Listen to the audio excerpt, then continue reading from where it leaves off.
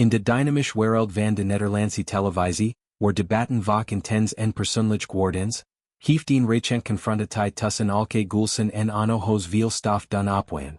Olcay Gulsen, een prominent figure in de mode en media world, heeft openlijk uitgehaald naar Onno Hoes, de echtgenoot van entertainmentjournalist Albert Verlinde. De confrontatie van plaats in het programma de Oranjezomer, een talks how die bekend staat om zijn scherp discussies over actueel onderwerpen. Na de heftige uitwisseling verliet Olcay de studio in trainen, en ze omschrift Hoes als een heel nare man. Hoe kun je zo een naar iemand zin? Vraagt ze zich af, een vraag die resoneert met velen die getuige waren van het moment of later overhoorden. Des Gebertinis valdig te begrijpen, is het belangrijk de achtergrond van beide personen te belichten. Olcay Gulsen is Gebern in Walwijk, maar haar roots liggen in Turkije. Zij kwam als kind naar Nederland en bouwde een indrukwekkende carrière op in de mode-industrie. Haar merk Supertrash wordt een succesvol, met kleding die wordt gedragen door celebrities wereldwijd. Na de verkoop van haar bedrijf stapt Olcay over naar televisie, waar ze haar charisma en direct stil inzet in programma's zoals de Oranjezomer. Zij is niet bang om controversieel onderwerpen aan te kaarten, zoals mentale gezondheid, relaties en sociale onrechtvaardigheid. Haar persoonlijk leven, inclusief haar relatie met radio-dj Ruud de Wild, is vaak onderwerp van media-aandacht. Olcay gebruikt haar platform om te pleiten voor empathie en inclusiviteit, worden die centraal standen in de discussie met Hoes. Onno Hoes aan de andere kant, is een voormalig politicus en burgemeester van Maastricht. Hij is lid van de VVD en heeft een lang carrière in de openbaar dienst achter de rug. Hoes is ook bekend vanwege zijn huwelijk met Albert Verlinde, een van de meest bekende entertainmentjournalisten in Nederland. Verlinde en Hoes zijn een power couple in de media, maar Hoes heeft ook zijn eigen share van controversies meegemaakt, inclusief persoonlijk schandalen die in het verleden de headlines halden. Als burgemeester was Hoes verantwoordelijk voor het welzijn van alle inwoners, ongeacht hun achtergrond, religie of kleur. Dit maakt zijn uitspraken in de uitzending de te opvallender, omdat ze lichten te botsen met de principes van neutraliteit en inclusiviteit die bij zo'n rol horen.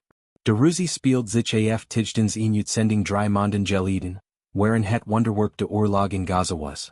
Dit conflict is een van de meest gepolariseerd onderwerpen ter wereld. Het begon met de aanval van Hamas op Israël op 7 oktober 2023, gevolgd door een Israëlisch militair respons die leidt tot duizenden slachtoffers in Gaza.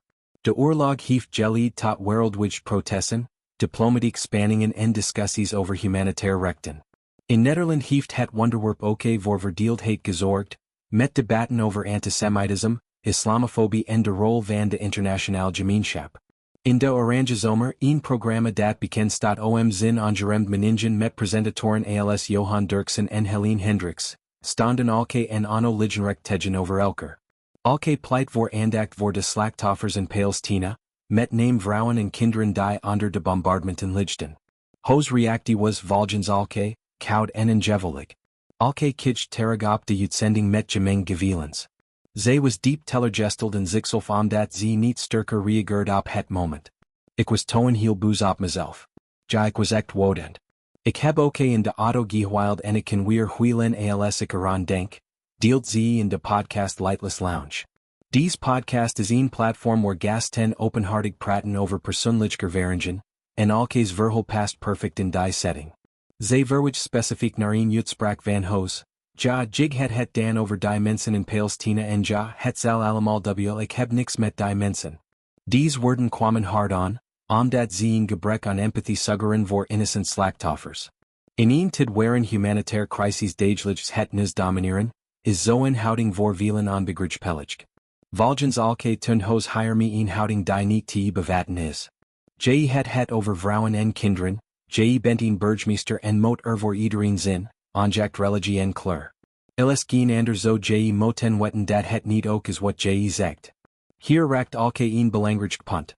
Public figuren hebben een verantwoordelijkheid om bruggen te bouwen in plaats van muren op te trekken. Als voormalig burgemeester zo Hoes beter moten wetten hoe gevoelig onderwerpen als religie en etniciteit liggen. Nederland is een divers land, met groot gemeenschappen van verschillende achtergronden, en uitspraken die gropen marginaliseren kunnen schadelijk zijn. De uitspraken van Hoes laten Olcay niet los. Zij reflecteert dat ze achteraf gezien harder had moten ingrijpen. Ik had het idee dat ik daarin bom had moten laten ontploffen. Het wordt zomaar gezegd en niemand kijkt er van op daar schrik ik wel beach van. Dit toont aan hoe generaliseerd sommige meningen kunnen liggen in mediadebatten. De Oranjezomer is een programma dat thrives on controversy, maar waar is de grens? Olcay's ervaring roopt vragen op over de rol van moderators in zulke shows. Hadden de presentatoren moten ingrijpen? Was ruimte voor een gebalanceerd discussie, of wordt het een persoonlijk aanval? Deze gebertinis is niet geïsoleerd. In de Nederlandse media zijn vaker clashes over het Midden-Oosten conflict. Denk aan debatten in programma's als Jinek of Op 1, waar politici en experts elkaar te lijf gaan. Olcay's verhaal voegt een persoonlijk gelag toe, omdat het niet alleen om politiek gaat, maar om menselijkheid. Haar trainen in de auto symboliseren de emotioneel tol die zulke discussies kunnen eisen. Voor Olcay, die zelf immigrantenwortels heeft, is het wellicht extra pijnlijk om onverschilligheid te zien ten opzichte van lichten in een conflictgebied. De reactie van het publiek op Olcay's verhaal is gemengd. Veel mensen steunen haar op social media, met hashtags als hashtag stand with Olcay en oproepen voor meer empathie in debatten. Anderen verdedigen Hoes, argumenteren dat hij zijn mening mag uiten in een vrij land. Dit toont de polariteit in de samenleving. In een tid van fake news en echo chambers is het essentieel om dialogen te voeren die gebaseerd zijn op feiten en respect. Olcay's carrière heeft haar voorbereid op zulke momenten. Van haar tid als CEO van Supertrash tot haar televisiewerk, ze heeft geleerd om veerkrachtig te zijn. Zij heeft ook boeken geschreven over haar leven, waarin ze open is over uitdagingen zoals faillissement en realities. Dit incident kan haar alleen maar sterker maken, als een reminder om altijd voor haar woorden te staan. Onno Hoes heeft niet publiekelijk gereageerd op Olcay's uitspraken, maar zijn verleden toont dat hij controversies aanken. Zijn huwelijk met verland is een symbool van acceptatie in de LGBT-gemeenschap, en hij heeft zich ingezet voor diversiteit in Maastricht. De oorlog in Gaza blijft een tragisch wonderwerp, met oproepen van organisaties als de VN voor een ceasefire. Vrouwen en kinderen liggen het meest, met beperkt toegang tot voedsel, water en medisch zorg. Olcay's pleidooi voor hen is een oproep voor menselijkheid te midden van politiek.